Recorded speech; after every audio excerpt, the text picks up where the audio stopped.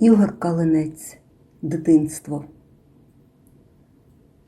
Ганяв я на тротуарах срібні кола дитинства, ще досі у вухах той вітер свище. А коли це було? За чорного Петруся, що на міській полівальниці нісся, як фараон на колісниці. А було це за самоврядування Соломки, що котив перед собою живіт, як бочку пива, хоч снилася бургомістрові вежа з дзигарями, піяв на його магістраті сусідський півень.